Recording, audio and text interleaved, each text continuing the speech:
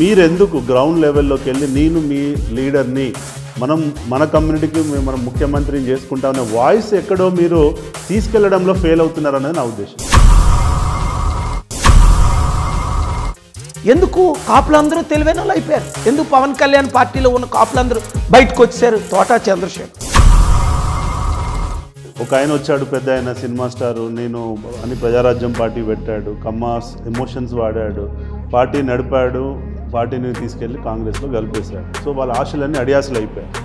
CPI, CPM, BSP, JD Lakshminarayana, Pawan Kalyan ఐదుగురు 5 పార్టీలు కలిస్తే చిరంజీవి దగ్గరికి వెళ్ళి మరి కాపులందరూ అన్నారు Chiranjeevi megastar, Pawan Kalyan power star, K A Paul world star అని.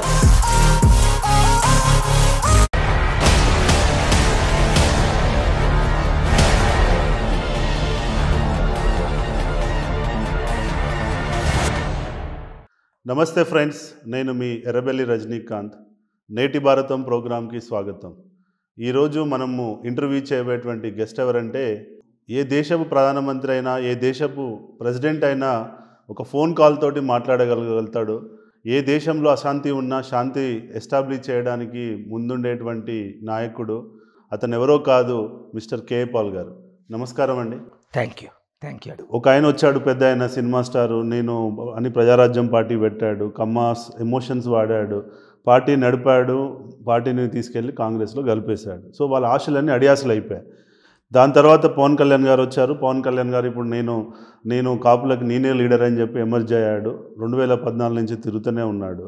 కానీ ఆయన మీద కూడా నమ్మకం లేదన్నది మీరే చెప్తున్నారు. మరి ఇలాంటి సందర్భంలో, ఇంత క్రైసిస్ ఉన్న సందర్భంలో కాపు సామాజిక వర్గం నుంచి కేఏ పాల్ గారు ఎందుకు నేను మీ రిప్రజెంటేటివ్ని అని చెప్పి డైరెక్ట్గా ఎందుకు ఎమర్జ్ కాలేకపోతున్నాడు? అందరూ నాకు మద్దతు ఇస్తున్నారు. మీరు ఎందుకు ఇప్పటివరకు ఏ రోజు కూడా నేను మీకు లీడర్ని, పవన్ కళ్యాణ్ కాదు, చిరంజీవి కాదు, వాళ్ళు మోసం చేస్తారు, వాళ్ళు మోసం చేసిన అన్యాయం చేస్తారు, కానీ మీకున్న ఇంత స్ట్రెంగ్త్ ఉన్నప్పుడు, ఇంత గ్లోబల్ నెట్వర్క్, ఇంత పెద్ద వాళ్ళందరూ పరిచయాలు ఉన్నప్పుడు మీరెందుకు గ్రౌండ్ లెవెల్లోకి వెళ్ళి నేను మీ లీడర్ని మన కమ్యూనిటీకి మనం ముఖ్యమంత్రిని చేసుకుంటామనే వాయిస్ ఎక్కడో మీరు తీసుకెళ్లడంలో ఫెయిల్ అవుతున్నారనేది నా ఉద్దేశం. ఒకటే రీజన్ దానికి. మీరు మంచి ప్రశ్న పాయింట్అవుట్ చేశారు. 10 స్ట్రెంగ్త్లో నాకు 10 బెనిఫిట్స్ ఉన్నాయి, ఒకటి లేదు. అదేంటి అంటే, విదేశీ డబ్బు తీసుకొచ్చి ఇండియాలో రాజకీయాలకి ఖర్చు పెట్టకూడదు. నాకున్న డబ్బంతా విదేశీ డబ్బు. చారిటీలు చేయొచ్చు. 3,10,000 మంది అనాథులు చదివించాను ఫ్రీగా, 40 లక్షల వితంతువులను పోషించాను ఫ్రీగా, 2,10,00,000 మంది నిరుద్యోగులకి ఫ్రీ ట్రైనింగ్ ఇచ్చాను. అన్నీ బాగున్నాయి. విదేశీ డబ్బు లేకుంటే ఏ పని అవ్వదు. బాగా ఆలకించండి. విదేశీ డబ్బు, ఫారిన్ డబ్బు, చారిటీ డబ్బు పాలిటిక్స్కి వాడకూడదు. లేదంటే చైనాయే మన ఇండియాని కొనేస్తుంది, లేదా అమెరికాయే మన ఇండియాని కొనేస్తుంది. కనుక ఇండియన్సే డబ్బు ఖర్చు పెట్టాలి. అదొకటే నాకు వీక్నెస్. ఎందుకంటే 42 సంవత్సరాలు 5 లక్షల కోట్లు, $62 బిలియన్ నేను డొనేట్ చేశాను. చంద్రబాబు నాయుడు అడిగితే ఇచ్చాను, మోదీ అడిగితే ఇచ్చాను, కేసీఆర్ అడిగితే ఇచ్చాను, రాజశేఖర రెడ్డి గారు అడిగితే ఇచ్చాను. అందరు ఎవరు డబ్బులు అడిగితే వాళ్ళకి ఇచ్చాను. ఎమ్మెల్యేలకి, ఎంపీలకి, మినిస్టర్లకి, కలెక్టర్ల ద్వారా సేవలు చేశాను, చారిటీలు చేసి. అదంతా మీరు చేశారు కాబట్టి నాకు లేనిది ఒకటే, నేను గెలవాలి అంటే. నేను గెలిస్తే లాభాలు చెప్తాను. దేశం అప్పు తీరుతుంది, నిరుద్యోగులందరికీ ఉద్యోగాలు వస్తాయి, కంపెనీలు తీసుకొస్తాను, క్రెడిబిలిటీ ఉంది, ఇండియాని నెంబర్ 1 చేయగలను, చైనా కంటే స్ట్రాంగ్ చేసి పడేస్తా 5-10 సంవత్సరాల్లో. నేను గెలిస్తే మీరు గెలిచినట్టే. కులం పక్కన పెట్టండి. కమ్మాసు, రెడ్డిసు, వెలమాసు, దొరలు అందరూ మనకే రాజులు సపోర్ట్ చేస్తున్నారు. ఎందుకు? తెలివైన వాళ్ళందరూ నన్ను కోరుకుంటున్నారు. మూర్ఖులందరూ ఇంకా కొంతమందిని కోరుకుంటున్నారు. మూర్ఖులు బహు తక్కువ. చిరంజీవి గారికి 2009లో 18% ఓట్లు వేశారు.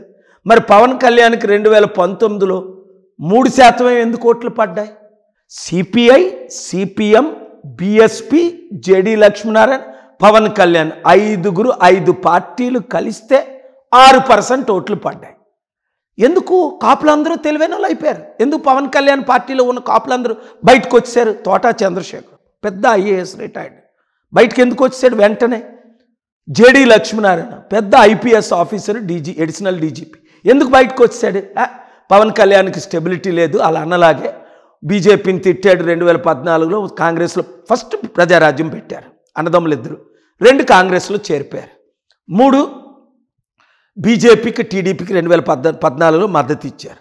వాళ్ళని తిట్టి బయటకు వచ్చి టీడీపీ అన్నది కమ్మల పార్టీ, బీజేపీ అన్నది మతతత్వ పార్టీ అని తిట్టి బయటకు వచ్చి సిపిఐ, సిపిఎం, బీఎస్పీతో మంచి పొత్తులు పెట్టుకున్నారు 2 ప్రజలు నమ్మలేదే. మళ్ళీ వాళ్ళని తిట్టి ఏమైంది? మళ్ళీ 2020లో బీజేపీ, 2023లో టీడీపీ. ఎమ్మెల్యే కాకముందు 10 పార్టీలు మార్చిన వాడిని ఎవడైనా నమ్ముతాడా? ఇప్పుడు ముద్రగడ పద్మనాభం జాయిన్ అవుతాను అంటాడు. ఎలా జాయిన్ అవుతాడు ఆయనకు బుద్ధి ఉంటే? ఈయనేమో కాపులు ముఖ్యమంత్రి అవ్వాలని ముద్రగడ కాపుల కొరకు ఫైట్ చేస్తున్నాడు. ఈయనెళ్ళి పవన్ కళ్యాణ్ పార్టీలో చేరితే పవన్ కళ్యాణ్ ఏమన్నాడు? చంద్రబాబు నాయుడే మా ముఖ్యమంత్రి అభ్యర్థి. అచ్చెన్నాయుడు ఏమన్నాడు? చంద్రబాబే. లోకేష్ ఏమన్నాడు? చంద్రబాబే. మరి చంద్రబాబును ముఖ్యమంత్రి చేయడానికి కాపులందరూ నాతో చేరండి రా అని అంటే పిచ్చోడు ఎవడైనా కాపులు ఉన్నారా? ఇంకా ఒక్క కాపు చేరాడా పవన్ కళ్యాణ్తో? చేరిన కాపు ఎవడైనా ఉంటాడా? ఉన్నాడు ఎవడైనా గెలుస్తాడా? ఫినిష్. పవన్ కళ్యాణ్ చాప్టర్ ఎప్పుడో క్లోజ్ అయిపోయింది. కనీసం ఎమ్మెల్యే అవడం కొరకు కాపులారా నాతో రండి అంట. హర్రామ్ జోగే ఏమంటాడు? 60 సీట్లు ఇస్తే మీరు వెళ్ళి చేరండి అని. ఎందుకు చేరాలి? బుద్ధి ఉందా నీకు? హర్రామ్ జోగే, ముద్రగడ పద్మనాభం నీకు బుద్ధి ఉందా? బుద్ధున్న కాపోడు ఎవడైనా వంగవీటి రంగాన్ని చంపించిన ఆయన పార్టీలో ఎవడైనా చేరుతాడా? 27% ఉన్న కాపులు ఎందుకు ఐకమత్యం కాకూడదు? ముద్రగడ పద్మనాభం లాంటి వాళ్ళు, పవన్ కళ్యాణ్ లాంటి వాళ్ళు, చిరంజీవి లాంటి వాళ్ళు, బొత్స సత్యనారాయణ లాంటి వాళ్ళు, కన్నా లక్ష్మీనారాయణ లాంటి వాళ్ళు ఎందుకు ఇతర పార్టీల్లో ఉండాలి? అందుకనే బీసీకి బీసీని, కాపుకు కాపుని, వరల్డ్ లీడర్ని అనేవారు. చూసారు, గుర్తుంది 2008లో చిరంజీవి దగ్గరికి వెళ్ళి మరి కాపులందరూ అన్నారు Chiranjeevi megastar, Pawan Kalyan power star, K A Paul world star అని. చిరంజీవికి అది నచ్చలేదు, వరల్డ్ స్టార్. మరి నేను వరల్డ్ స్టార్ని కాదా? ప్రపంచానికి దీవించలేదా? యుద్ధాలు ఆపలేదా? లక్షల మందిని పోషించలేదా? అమెరికాతో ఢీకొనలేదా? ఇంత సత్తా ఉన్న మన తెలుగు బిడ్డని, ఇంత సత్తా ఉన్న మన తెలుగువాడిని మనం ఎందుకు నమ్మకూడదు అని కాపులందరూ ఇప్పుడు నన్ను నమ్ముతున్నారు.